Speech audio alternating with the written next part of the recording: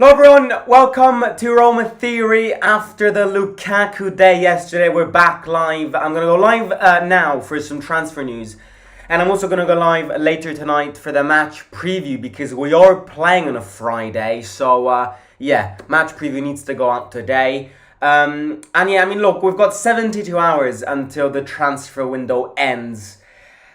Do I expect another signing? I have to be honest with you, I expect one more signing. And I do think that in these next 72 hours, we are going to sell some players. Also, I believe we can keep on selling players after the 1st of September as well.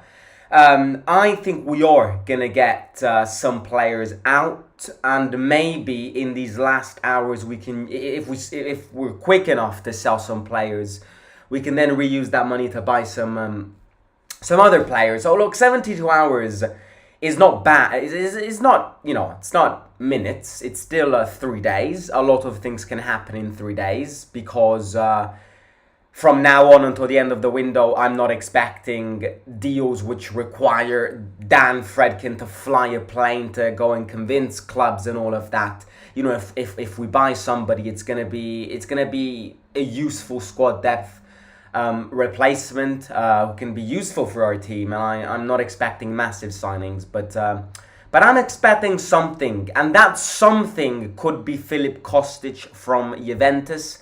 Rumors have it that Roma have asked Juventus information on Filip Kostic. Nothing more than that, just an initial contacts on about informations. Kostic is one hell of a good player. Why have Juventus placed Kostic out of their project? Kostic is somebody who assists so many games. He assists so many of Juventus' goals last season. So why have Juventus just woke up one day and gone, right, I want him out of my team? It makes no sense because Kostic is a really good player. This is why I still think this is going to be a complicated deal because he is a player which Juventus have put out of their project, but at the same time, they're not in a hurry to sell him. So they are going to ask for a minimum 15 million. And you're probably going, well, where can that money come from? That money will come from Solbakken. Yes, if you ask me, Solbakken will leave. And we'll speak about that in a second because we do have some news on the Solbakken front, but I do think Solbakken will leave. Olympiacos have shown interest. If we can end the deal around 8 million, maybe we can add some money from our own pocket. I don't know. I can see it happen, but at the same time, I can see the complex and the obstacles when it comes to this. Another name which has been linked to us is Borna Souza. I don't know. A lot of these players, I feel like can only happen if we sell. So look, Spinazzola could leave, but at the same time, again, I don't know how much money we are going to sell him for because his contract almost expires and he's been playing terribly in these past 2 seasons. So I don't know. I mean, there were the rumors of Sergio Ramos too. It's not gonna happen. Apparently, Roma have denied the rumors. I don't think it's a complicated deal. He's a free agent. I can see it happen. His wages could be a little problem. I don't think we're I think Roma have denied the Ramos rumors, not because it's a complicated deal, but because, at the end of the day, yes, he's a good defender, world-class defender of my generation, but he is 38 years old. So, sustainability once again. He earns 6.5 million as wages. Do we really want to give a player 6.5 million as wages, making him sign a contract for 1 season? So again, the Ramos thing, I don't think it's the reason why I think Roma have denied the rumors is not because it's complicated. I think we can easily do it, but it's just question: do we really need a 38-year-old defender like Sergio Ramos? Look, let's speak about Solbakken because I think it's if anything gets unlocked in these next few days, it's related to Solbakken because as of now, I feel like he's the only player which can leave on a permanent, and we would get a bit of money from, not massive amounts, but we could snatch a little deal with Solbakken's money. So apparently Olympiacos have shown interest in our Norwegian Salmon, and they are ready to offer 6.5 million. Now Thiago Pinto wants to start negotiating at around 8 million, but you see, if they offer 6.5 million and we ask for 8 million, that's a minimal distance. So that is the reason why I think Solbakken will leave. Because if they ask 6.5 million and we want to sell him for 8 million, that's a minimal distance. Like, it can be reached in a matter of minutes. I feel like if they offer 7 million, Pinto's going to accept. And speaking about Solbakken, I've never been a fan of him. I am the first one to say that he needed more time. But the few times which he played, apart from one game, which was the Verona game at home last year, where he scored that good goal, apart from that game, Solbakken looked clueless every time he got subbed in. And I mean every time he got subbed in. And, you know, I've said this so many times, but I'm going to say it again. Once again, why did we buy Solbakken? Why did we buy Solbakken? I mean, again, it was a free transfer, so I'm not complaining. But you just ask yourselves, why did we buy him? And I'm going to repeat what I said multiple times, but we only bought Solbakken because he scored 2 goals against us in the Conference League 2 years ago. That is the only reason we bought that guy. If Solbakken hadn't scored, if Bodo Glimt hadn't beat us 6-1, and if Solbakken hadn't scored that beauty in that 2-2 draw at the Olimpico, Solbakken would never be even considered by Thiago Pinto and Mourinho. But the fact that he scored, his team beat us 6-1, and the fact that he scored an outstanding goal against us made us go, right, I'm going to buy him. Which is, it's so dumb. Because we've judged the transfer on basically 90 minutes. And again, look at the consequences. We bought a player from a league which is a foreigners' league. No disrespect to Norway, but the Norwegian league is a foreigners' league. You can just tell that he's not ready. He wasn't ready for this jump. And again, I like Ola as a player. He's an interesting player. He's a lovely human being, but we have to speak about the reality of things, you know, and this is why our ownership, and I mean our general director, has been targeted many times in these past seasons, because I think under the criteria which he's been placed in, with all of these FFP sanctions and all of that. Let's face it, Thiago Pinto has done more than we could have ever expected. More. But there are these little details like the Shomurodov sale. Or the Vinya purchase. Or this Solbakken purchase, which are placed in a context which don't make sense. And I know Solbakken needs more time, but I would also argue that we've given him time. You know, we've subbed him in a few games last season. He played full 90 minutes towards the last games of last season where we completely gave up on the league to focus on that Europa League final.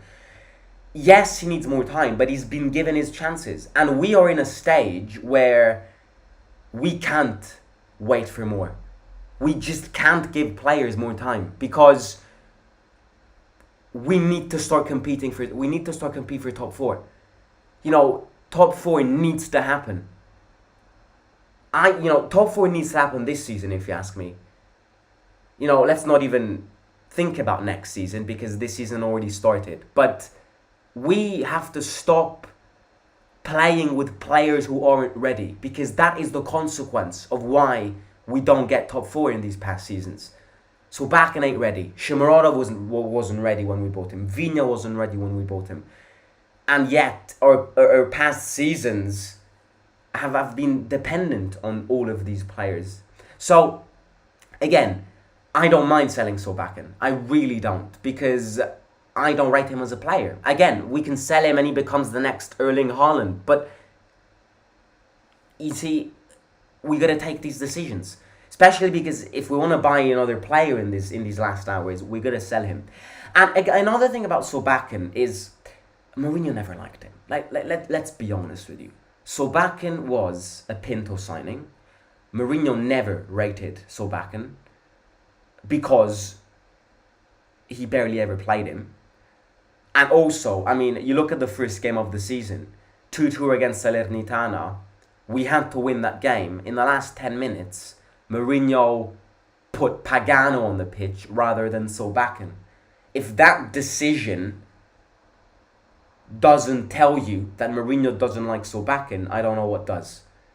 2-2, 10 minutes to the end, we need to score goals. Solbakken is an attacker. Mourinho prioritizes Pagano and not Solbakken. And Solbakken doesn't play and Pagano gets subbed in. Mourinho doesn't like Solbakken. Solbakken has been placed out of Mourinho's project. I have said, and to be honest with you, I think officially he's out of this project. Let's get the money. 8 million for Solbakken from Olympiacos. It's a yes from me. You can reinvest that 8 million on a better player, on a more readier player, and deep down also on a player which could give that better impact in games than Ola Solbakken. Again, I'm not hating. I'm just saying what I think. And yeah, I mean, look, Kostic is an option. If we get 8 million for Solbakken, Juventus, I think, are going to ask 50 million. That's not a tiny difference. But a player like Kostic, if we replace a player like Solbakken with a player like Kostic, that is an insane improvement. It's an insane improvement. Because I'm not saying you're going to buy Kostic, but somebody with Kostic's characteristics. Versatile. Because he can play as an offensive wing back and as a defensive fullback. And something even more important about Kostic is that he can cross the ball. Last season he was the best crosser in the league. Which makes you kind of reflect on why Juventus want to sell him. But, I think Kostic in this team would be so useful. Especially when you just put a player like Lukaku, who is going to spend the majority of his time in the box, waiting for aerial duels and physical battles. If Kostic puts that cross in perfectly, and I mean a perfect cross, because let's face it, none of our fullbacks can actually give good crosses. Korsdorp can't give good crosses.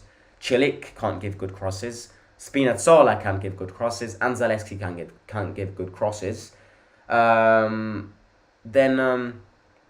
Look, out of those four, the only one which can cross the ball in a better way, in a better way. I'm not saying in a perfect way, but in a better way than the others is Korsdorp. Unpopular opinion, out of those four fullbacks, Korsdorp is the one who can cross the ball better than the others. But again, he's far away from perfect. We need a player like Kostic, because especially with the way we play. We play with long balls, crosses, and if that's the way we play, we need somebody who's good at that. And I think Kostic would be perfect, but it's a complicated deal, and the only way it can happen is if we sell somebody. Will it be Solbakken? Most probably. Will it be Spinazzola? I don't know, but the only way it happens is if we sell. To be honest with you, the only way we get anybody else is if we sell. I'm not expecting more than one signing in these next 72 hours. And this is where the decision comes in. Do we need a fullback? Do we need a centre-back? Do we need a goalkeeper? I still think goalkeeper. But again, I've said this last time. Mourinho likes Rui Patricio. There's nothing we can change about this. And I don't think Mourinho will change. I'm sorry, but he's just got those obsessions and Patricio's one of them. So I feel like we have to play and we have to suffer at least one more season with Patricio in goal. Right, ladies and gentlemen, if you can smash the like button, it would support this video a lot. So please do it if you haven't already. Everybody, smash the like button. And if you smash the like button, Zaleski gets the KOSTIC cross power. Souza or KOSTIC, it's KOSTIC for me. Also because I've seen more of KOSTIC than Souza, so I'm not ready to give a final judgment on Souza. For some reason, I don't want Solbakken to leave. I have this feeling that the guy has some untapped potentials. That could be true, but I wouldn't mind if we sell him. And I'd rather get 8 million for Solbakken. You can get a better player than him with 8 million euros. You can. You can. So, again, we need world-class players, not some left-out, injury-prone players if we want to challenge for the Scudetto. Objective is not to challenge for the Scudetto this season, and it's impossible for this team to get world-class players with all the sanctions and stuff. KOSTIC is a great player, really is, and also Borna Souza is really great too. If we get a guy like them, a natural left-foot player to cross, yeah, I agree, fully agree. Do we have a replacement for Ibanez? Again, as much as we could get a new centre-back, I don't think it's the priority. I really don't. I think there are far more vital positions to cover. Fullback and goalkeeper in premise. We've got Ndika. Let's not forget we bought him. He's going to be ready in a few games. In fact, I don't exclude him to start on Friday against Milan. I'm going to study my predicted 11 after this live stream, so stay tuned and come back tonight for the match preview. Why doesn't Spina just take the money and go to Saudi? He's already won trophies and the Euros. You should be happy to go get paycheck in Saudi. Goalkeeper as soon as possible, says BM. Do you think Lukaku will start? No. Get subbed in, maybe. But I highly doubt he'll get subbed in too. Now, to start against Milan, it's impossible. To get subbed in, I can see it happen. Especially if it's like 1-1, 20 minutes to go. Something like that.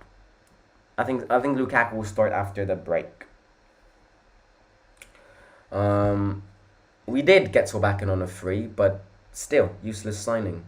It's tough for me. You got a barely chance, but since we got him basically for free, if we sell him, we can make a profit. Another good point. Another very good point. Solbakken is a Serie B player. Someone should we get a goalkeeper? Says Mohamed. Yes, but I don't know if we're going to get one. It's not all about Rui. He doesn't have a solid defense in front of him. Someone will do a vlog on Friday. I will, yeah.